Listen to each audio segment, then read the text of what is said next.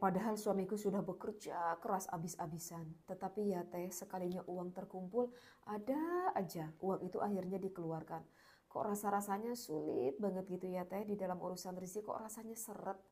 Apa mungkin itu dikarenakan aku banyak dosanya gitu ya teh. Masya Allah kakak. Memang sih kak, sabdanya Rasulullah Shallallahu Alaihi Wasallam bahwa perilaku maksiat itu akan menghambat akan datangnya rezeki. Tetapi kalau dari kasus yang kakak tanyakan kepada teteh, belum tentu kak. Belum tentu kakak merasa seret rezekinya itu dikarenakan maksiat. Belum tentu.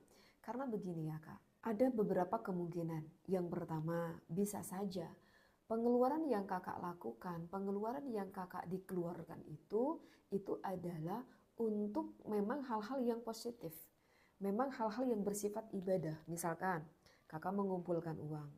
Ketika sudah terkumpul tahu-tahu harus mengeluarkan biaya untuk misalkan biaya pendidikan anak kita. Atau nih teh, aku kumpulkan kembali nih uangnya.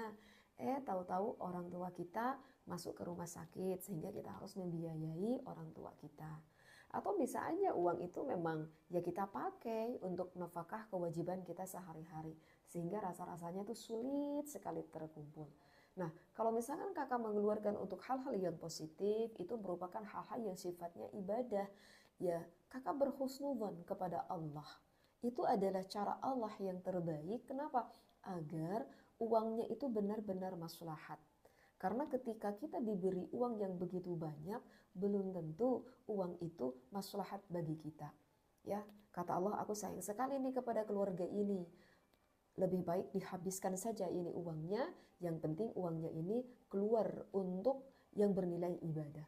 Karena kalau misalkan orang ini diberi uang yang begitu banyak melimpah ruah, khawatir orang ini menjadi orang yang semakin bermaksiat kepada Allah. Nah, seperti itu. Bisa aja itu terjadi.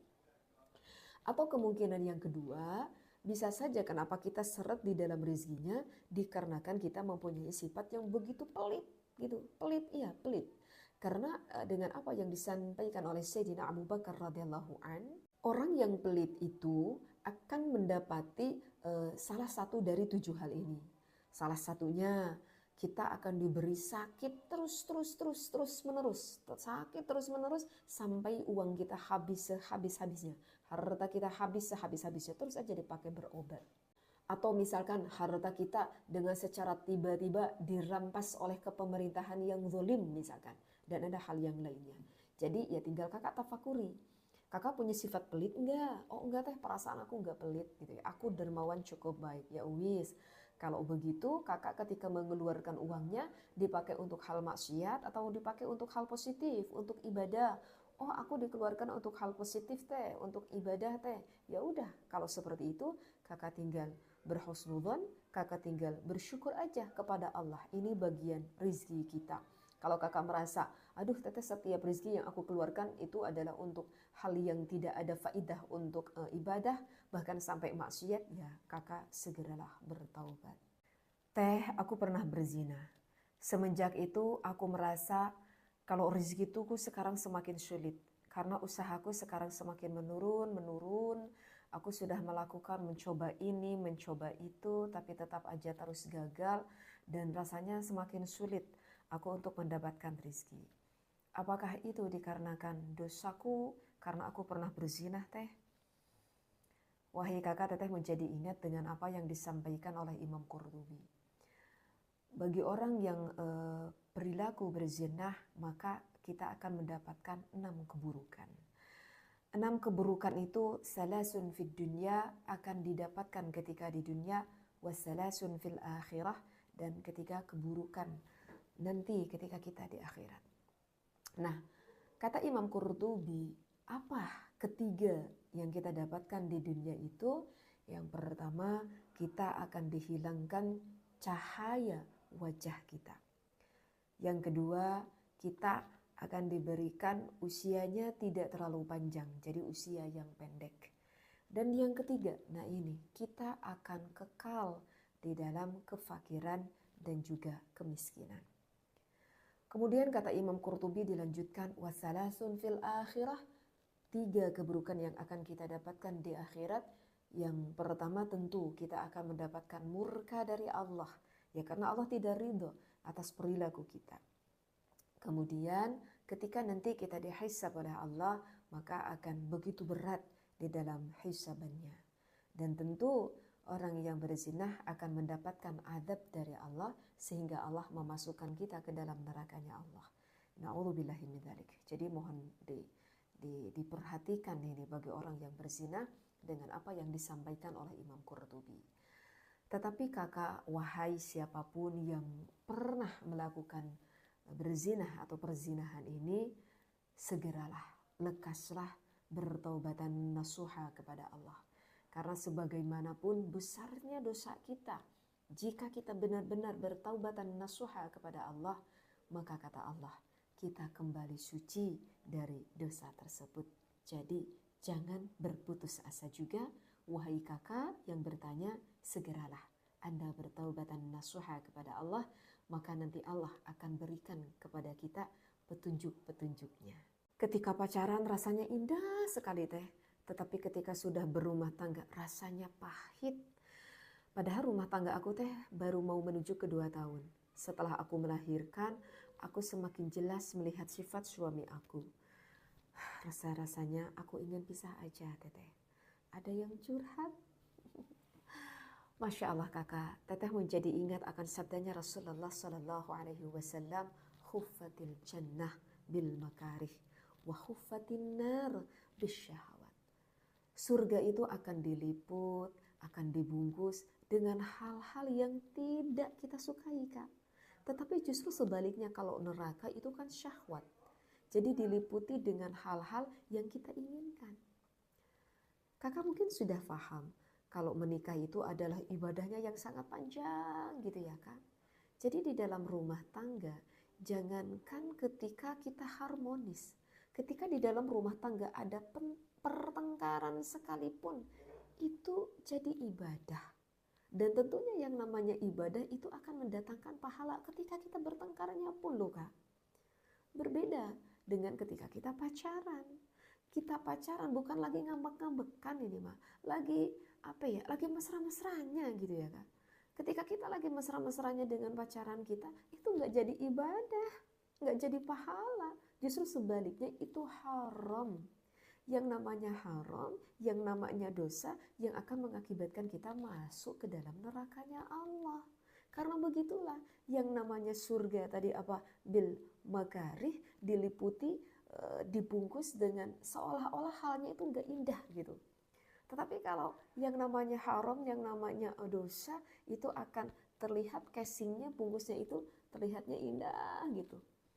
Jadi kakak nggak bisa kita samakan ketika kita pacaran dibandingkan dengan ketika kita rumah tangga. Jadi ingat ya kakak, apa yang disampaikan oleh Rasulullah, khuffatil jannah bil makarih wa khuffatin nar bisyahawat.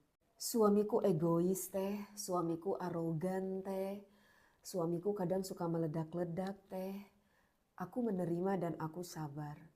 Tetapi sepertinya keimananku saat ini lagi lemah. Berilah aku sedikit pepatah agar menguatkan kembali akan keimananku. Ada yang curhat. Masya Allah. Kita berbicara sabar itu merupakan salah satu bagian dari ibadah hati. Dan menurut teteh ini cukup sulit kita berbicara sabar. Dan ini membutuhkan waktu atau proses yang cukup panjang. Baik kakak, setidaknya ada 2 poin yang harus kakak perhatikan. Yang pertama, wahai seorang istri yang baik hati, coba kita berfokuslah kepada sesuatu yang kita miliki, jangan kita fokus kepada sesuatu yang tidak kita miliki. Coba kakak renungkan, alhamdulillah nih kakak sekarang ada suami. Coba kakak di luar sana banyak sekali para janda-janda yang sudah tidak mempunyai suami. Kakak bersyukur loh kepada Allah masih punya suami. Wong di luar sana mah banyak sekarang yang tidak punya suami, menginginkan bahkan punya suami. Coba kakak fokus, suami kakak itu manusia kak, bukan setan. Pasti yang namanya manusia ada kebaikannya. Dan mungkin kakak lebih banyak kebaikannya daripada kekurangannya. Oh iya teh, dipikir-pikir suamiku bertanggung jawab kepada anak istrinya. Dipikir-pikir suamiku penuh perhatian kepada anak istrinya. Alhamdulillah selama ini kita itu tidak pernah kekurangan dalam urusan rizki. Belum pernah kita itu nggak nemu makan satu piring pun gitu. Nemu aja makan misalkan. Ini baru sebagian, dan tentu kalau kita korek, Masya Allah, kebaikan suami kita itu mungkin tidak terhitung yang telah kita rasakan. Coba kakak lebih berfokuslah kepada hal apa yang kita miliki, bukan kepada hal yang tidak kita miliki.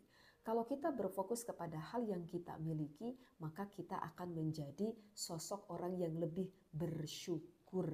Karena kalau misalkan kita di dalam rumah tangga terus saja kita melihat akan kekurangan pasangan suami kita, sampai kapanpun maka pasangan kita akan kurang. Dan sampai kapanpun rumah tangga kita tidak akan bahagia. Kenapa? Ya karena yang kita lihat terus saja kekurangannya. Coba kakak bersyukur melihat akan kebaikannya. Dan yang kedua kakak, poin yang kedua kakak itu tahu kan kalau Allah itu maha bijaksana gitu. Coba kakak perhatikan, guru saja di sekolah yang belum tentu bijaksana dan tidak ada yang sebijaksana Allah. Ketika guru memberikan soal ujian kepada muridnya, ini muridnya anak SD, tidak akan mungkin ini guru memberikan ujian anak SMA. Ini guru yang tidak terlalu bijaksana, apalagi Allah yang maha bijaksana. Tidak mungkin Allah memberikan ujian kepada kita yang mana kita tidak sanggup untuk memikulnya. Jadi wahai kakak, ini sedikit ujian dari Allah untuk melewati ini agar kita diberikan keimanan yang lebih tinggi. Ujian ini Allah titipkan lewat suami kita. Suamiku pemarah, suamiku galak, suamiku sensitif, suamiku suka meledak-ledak. Ada tidak di antara kalian wahai para istri mempunyai suami yang seperti itu, sering marah-marah? Kalau teteh melihatnya itu relatif ya. Tergantung dari segi pandangnya kita melihat. Mungkin kita melihat suami kita yang begitu pemarah. Tetapi sang suami berpikir, aku bukan pemarah. Tetapi aku menunjukkan akan ketegasan. Aku bukannya galak. Tetapi aku menunjukkan sebagai seorang suami yang mempunyai tanggung jawab. Mungkin kita melihat suami kita sesekali meledak-ledak. Mungkin saja. Itu karena luapan kekesalan yang sudah sangat begitu terpendam lama. Karena memang mayoritas laki-laki itu tidak mudah atau tidak pintar untuk selalu mengungkapkan perasaannya. Ketika kekesalannya itu udah begitu banyak, begitulah meledak-ledak seperti itu. Tetapi meskipun begitu ya, wahai para suami, Anda mempunyai alasan tentunya ketika marahnya, galaknya seperti itu. Tetapi coba kita renungkan dengan apa yang disampaikan oleh Imam Ghazali. Kata Imam Ghazali bahkan ini dianjurkan, ini disunnahkan, yambaghi lirajuli, bagi seorang suami, ayyakuna fi ahlihi, ketika berada di depan anaknya, ketika berada di depan istrinya, misla sobi, berperilakulah seperti anak. Apa maksudnya nih teteh seperti anak? Coba kita perhatikan. Sosok anak itu dunianya begitu menyenangkan.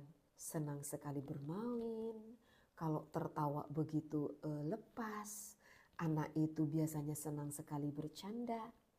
Kata Imam Ghazali, itulah sosok suami yang begitu diharapkan oleh keluarganya seperti itu ketika di depan istrinya, tentu di dalam keadaan tertentu ya. Jadi dianjurkan bersering-seringlah bercanda tawa, kayak bermain-main dengan anak istrinya.